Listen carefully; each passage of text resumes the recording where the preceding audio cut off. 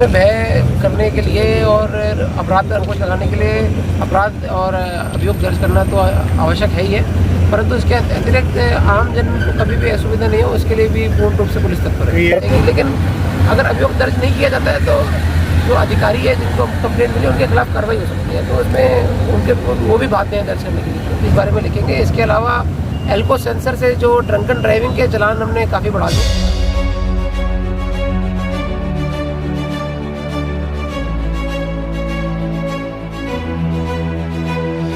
कर रहे हो शहर में पैदल कर रहे हो जी, इसका क्या उद्देश्य है? देखिए, पैदल गश्त करने से क्या होता है, एक तो है ना आम जन में पुलिस के प्रति विश्वास होता है,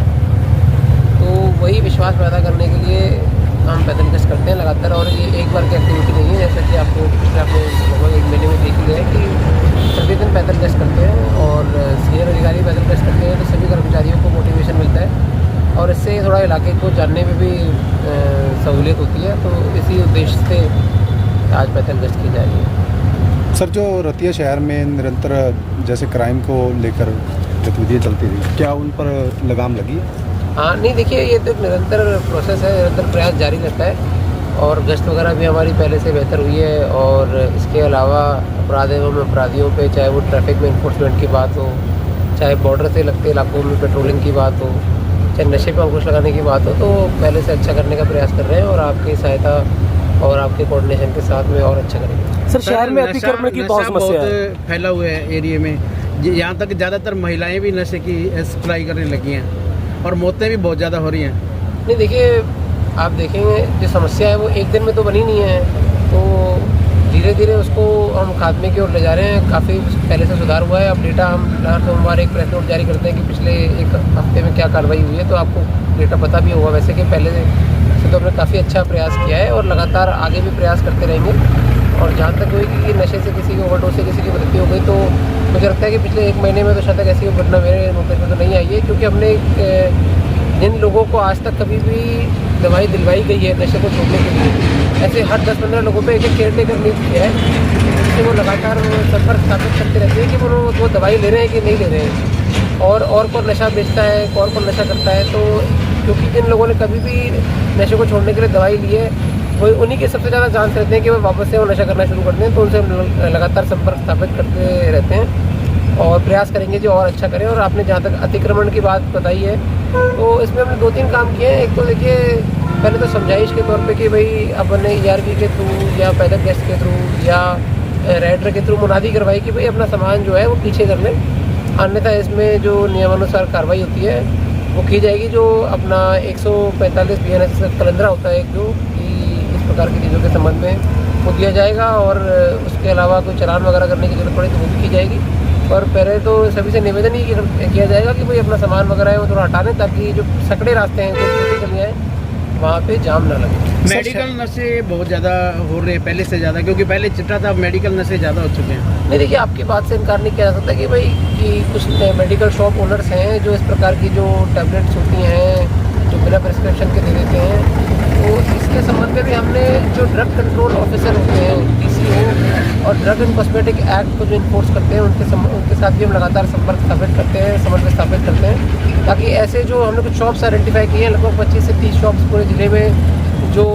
जिन पे थोड़ी ज़्यादा निगरानी रखने की आवश्यकता है, तो हम इनमें पूरी निगरानी रख रहे हैं। और हमने कुछ देखा भी होगा कि कुछ शॉप सील भी हुई हैं,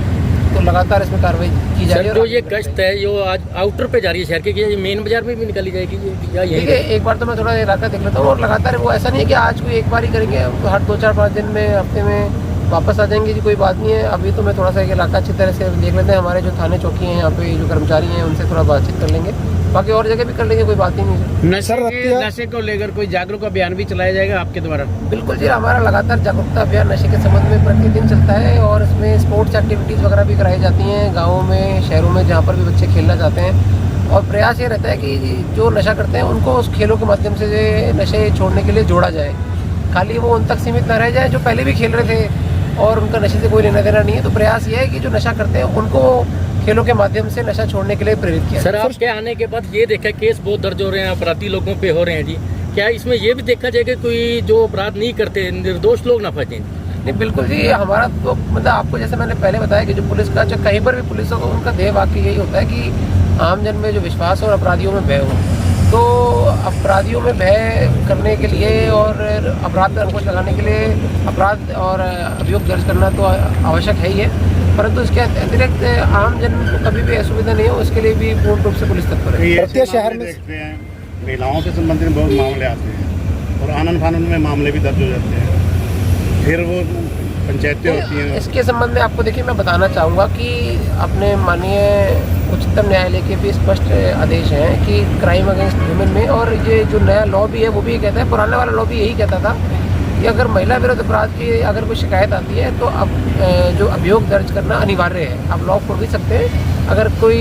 अधिकारी महिला विरुद्ध अपराध की शिकायत पर अभियोग दर्ज नहीं करता है तो अधिकारी के खिलाफ भी कार्रवाई हो सकती है। लॉ में लिखा हुआ है, तो इसमें कोई पर्सनल किसी का ओपिनियन नहीं है, परंतु अगर अनुसंधान के दौरान, इन्वेस्टिगेशन के दौरान अगर इस प्रकार के साक्ष्य आते हैं कि अपराध घटित नहीं हुआ है तो वो कैंसिल भी हो सकता है, और अगर घटित हुआ है तो कार्रवाई अमल में लाई जाएगी। लेकिन अगर अभियोग दर्ज नहीं किया जाता है तो